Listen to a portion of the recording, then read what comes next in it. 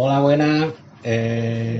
Yo soy Moisés Camacho, historiador, doctor en historia, y tengo el inmenso placer de presentaros y de tener una charla por fin, después de mucho tiempo, con Margarita.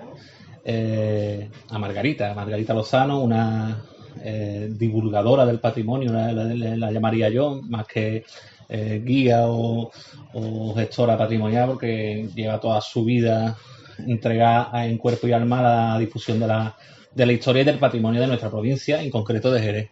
Y aquí estamos que ya ha presentado en muchos sitios, pero va a presentar aquí hoy su libro, El Caballero de la Frontera.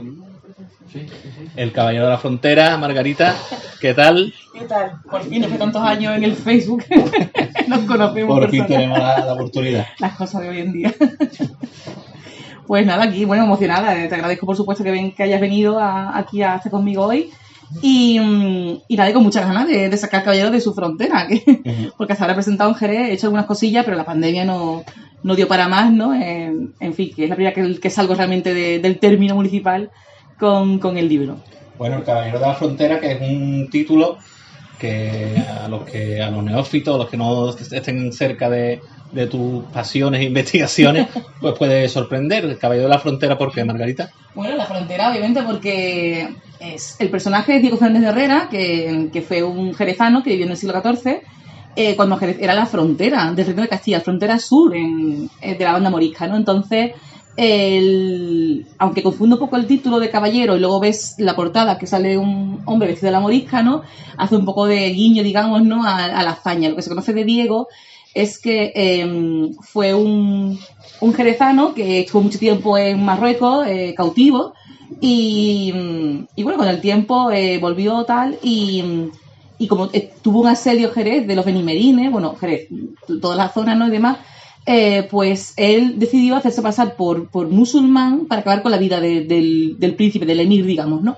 Y de ahí pues se haya jugado un poco con lo de caballero, porque realmente es un título, digamos, castellano, ¿no? Cristiano, por así decirlo, y luego que vaya vestido a la usanza, ¿no? Va como un nazarí realmente, ¿no?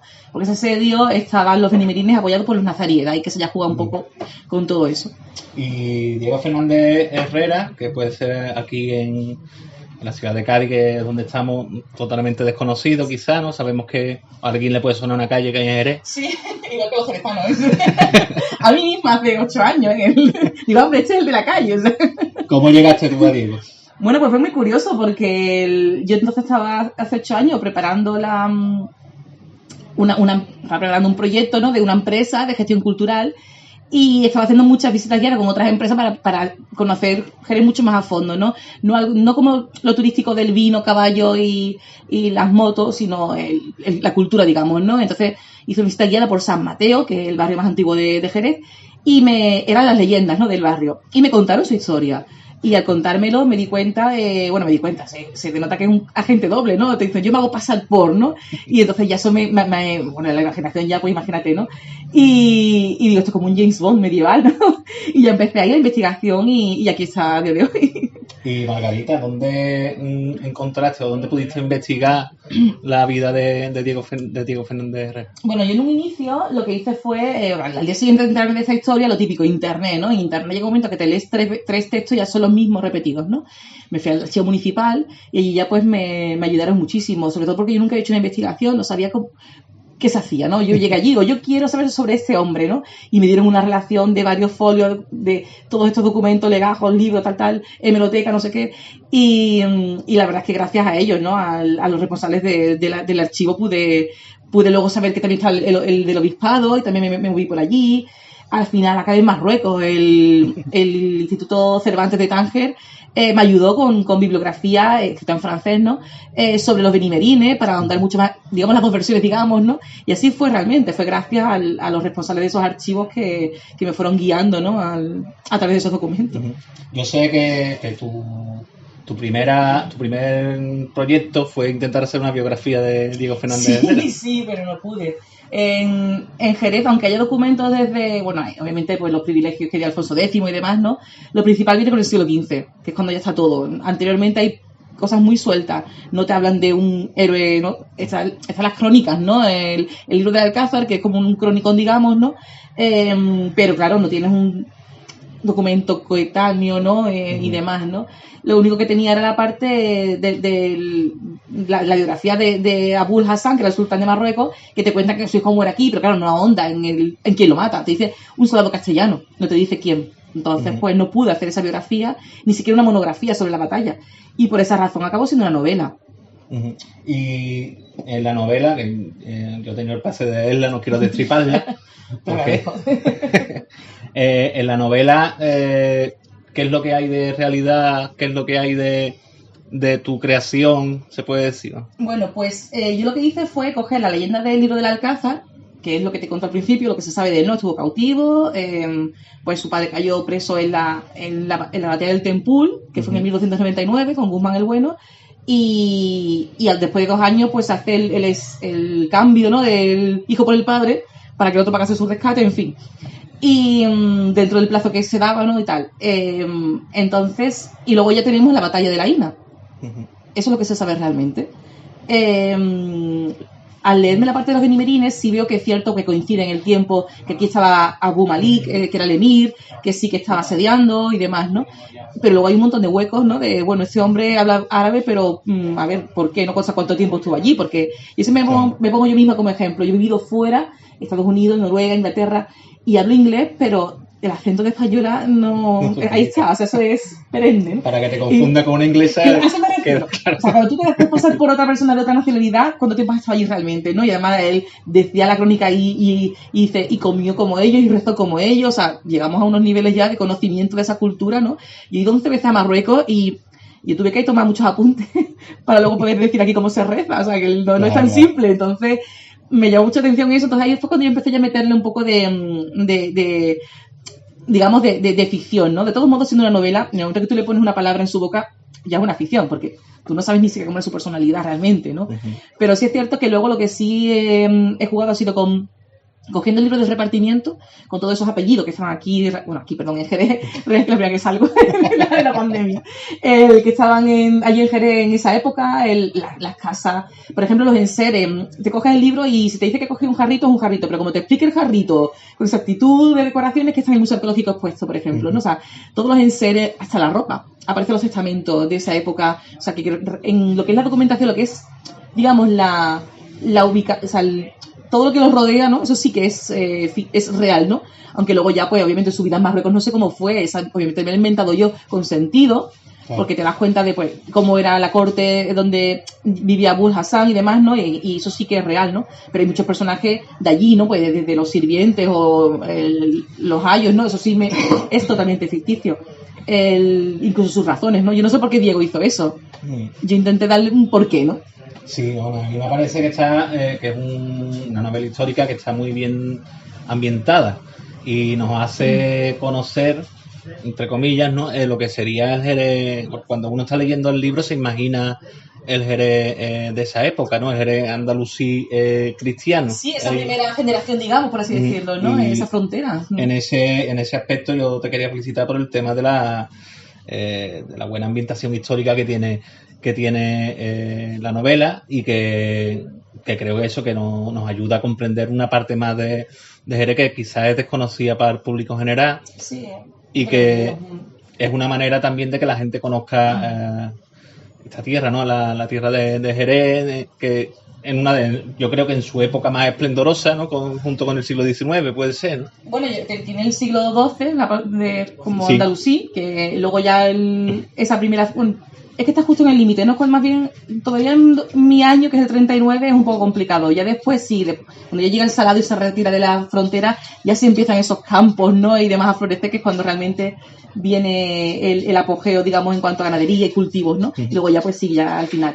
Es verdad que es un poco difícil el hacerte una idea de cómo es la urbe porque en el 19, con la expansión bodeguera y las casas palacios, se cambió completamente la ciudad. Entonces, pero gracias a trabajos hechos previamente de historiadores, ¿no? Y demás, como se hizo, es que además me coincidió que se hizo un trabajo sobre el siglo XIX en cuanto a arquitectura y está hablando de cómo era esa ciudad medieval, ¿no? Cómo era la que tenía entonces y saliente. Entonces eso me ayudó mucho, ¿no? A poder hacerme una idea de calles que ya no existen, porque están dentro de las bodegas. Las bodegas grandes que están en el centro, como es Domecq, bueno, ahora se llama Fundador, ¿no? Y Tío Pepe, tienen dentro calles que eran de la ciudad. Entonces, quien no lo sepa, pues cree siempre en calles rectas y demás, y no eran así, ¿no? Eran sinuosas y eran tortuosas. Había un arroyo entre la Catedral de San Mateo y un arroyo ahí, o sea, un riachuelo. Entonces, ese tipo de cosas sí que las he querido rescatar para que la gente se haga una idea de cómo era esa ciudad, ¿no?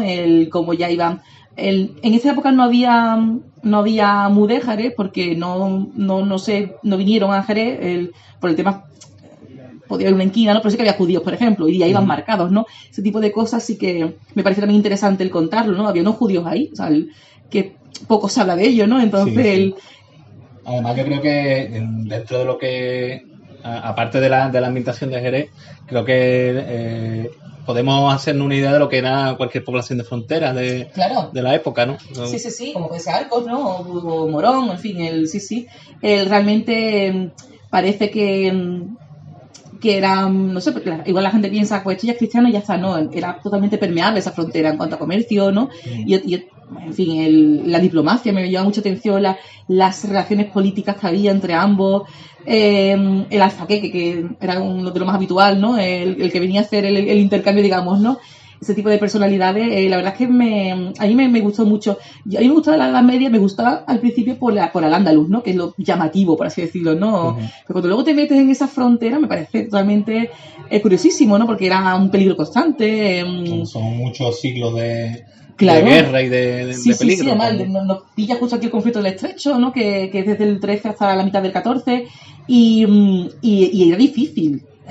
Ahí además lo menciono aquí en el libro, una de las 4 puertas de Jerez, en apenas 10 años quedaban 4 de los que vinieron a esa puerta, o sea, porque estaban ahí defendiéndola y claro, te mataban el primero que pillaban, ¿no? O sea, que están ahí defendiendo. Entonces, realmente era muy, muy difícil y además era una sociedad guerrera, que iban juntos a la guerra, pero luego entre ellos también tienen sus rencillas, ¿no? Igual que cuando se le hace la cruzada del Estrecho, digamos, ¿no? Te vienes con Aragón, con Portugal, Castilla, luego se llevaban mal entre ellos, ¿no? Pero se juntan ¿no? Se unen para eso. Pues en Jerez pasaba exactamente lo mismo. Había 2 bandos con familias que apoyaban a uno y a otro y se mataban, pero se mataban literalmente entre ellos dentro de la ciudad. De ahí casos de que creo que fue un Ponce de León, o sea, Ponce de León o Villavicencio, no me acuerdo ahora mismo, pero se mete por el tejado y lo mata, y salen corriendo, se van al puerto, como casa, ¿no? O sea, el puerto ya era el extranjero, y allí no te pueden hacer nada. Ese tipo de cosas me parece fascinante, ¿no? Bueno, desde la distancia, ¿no? Y se desconocen, ¿no? Y me parece muy curiosa porque es, en fin, la base de la sociedad realmente, ¿no? Es quién es cada uno. Aquí, como sabes, en Cádiz pues tenemos un poquito más de lejanía, ¿no? A lo que es el mundo andalusí, porque se supone que tuvimos poca presencia andalusí, ya con castellana con Alfonso X, y quizás desde aquí pues se desconoce mucho, ¿no? Por los localismos estos que siempre nos han acompañado, se desconoce mucho de la historia de la provincia y de la importancia que tuvo Jerez, ¿no? Con su alcázar y...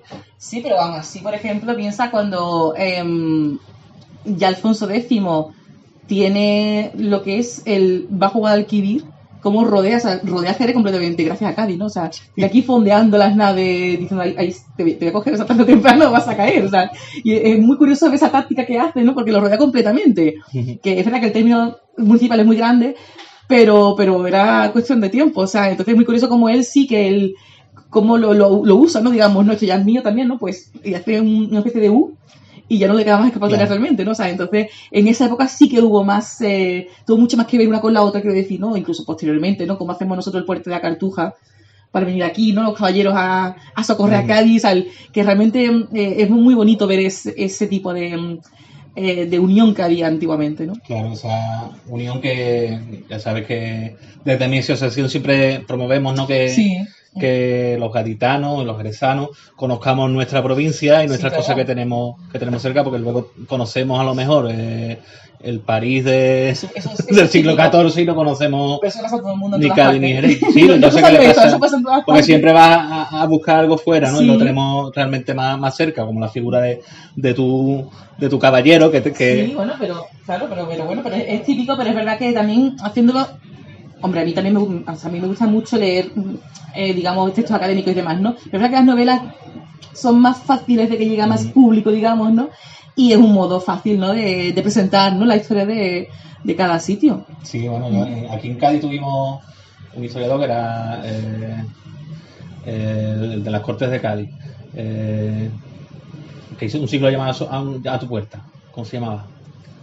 No recuerdo el nombre, perdón. Bueno, pues este hombre hizo las dos versiones. Hizo un libro de divulgación, hizo un libro hizo una novela histórica y un libro de un ensayo histórico. Y yo creo que conoce más la gente, Ramón Solís, conoce más la gente la novela. Claro. Y las cosas que se cuentan en la novela que el ensayo histórico. Por eso digo que muchas veces la novela histórica nos ayuda muchísimo a conocer ese ambiente y esa historia, ¿no? A meternos más en esos sitios. Sí, también pienso que también por esa razón está la responsabilidad, ¿no? de documentarla muy bien y de no tomarse licencias, ¿no? Ese tipo de cosas porque es lo que va a llegar a más gente, ¿no? Y va a hacer que se interese realmente, ¿no? O sea, hay gente que se ve novela y dice, no, esto dice, no sé, te voy a decir, devoradores de cadáveres, o sea, que en películas el número 13 dice, no hombre, se comió, pero eso no era así, vamos a ver. Es cierto. Pero te coge un periodo, algo que sí, como yo es que no me sé el nombre del café de guerra número 13, es Ibn Faldan, eso lo sabe completo. Pero el que estuvo con los nórdicos, ¿no? Y demás, eso es un hecho. Uh-huh. Pero luego ya lo otro que te meten, no, pero es que ya hay gente que dice, no, esto es así, ¿no? Entonces, claro. Por eso digo que muchas veces también la responsabilidad de decir, bueno, qué parte es cierta o no, o yo en mi caso que digo que todo pues sea lo más yo creo que tu novela está, lo que te he dicho, que está muy bien ambientada, y también estoy de acuerdo contigo que cuando tú haces una novela histórica, si la vas a llamar novela histórica, tiene que documentarla bien. Claro. Si no, no la llames novela histórica, ya vale X. Pero no la llames novela histórica porque mucha gente al leer esa novela se va a creer realmente que lo que está leyendo es cierto. Claro, yo también invito mucho que la novela histórica es la que te acerca a la historia realmente, ¿no? Luego ya a partir de aquí pues está el documental o está el texto académico, ¿no? En fin, otro tipo de fuentes, ¿no? Pero que es verdad que no te, pues, si te gusta mucho el tema, te interesa mucho, no te quedes ahí solamente, ¿no? Sino que ya ahondes un poco más, ¿no? En ese tema porque la novela es novela, a fin de cuentas. Yo me he creado un Diego en la mente, pero no sé si era así o no. O sea, entonces, claro. Igual hay cosas por ahí que yo, porque están en árabe, lo que sea, y yo no he hablado con ellos y puede ser, ¿no? Claro, ojalá exista y pueda completar tu otra misión.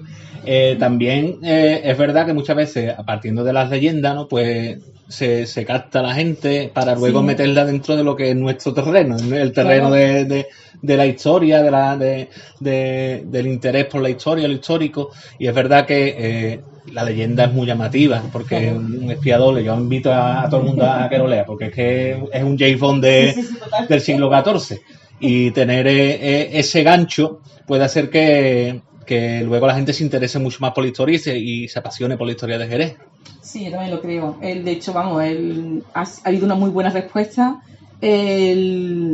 Desde que salió el 24 de diciembre, pero por la pandemia pues no pudo presentarse hasta hace apenas un mes.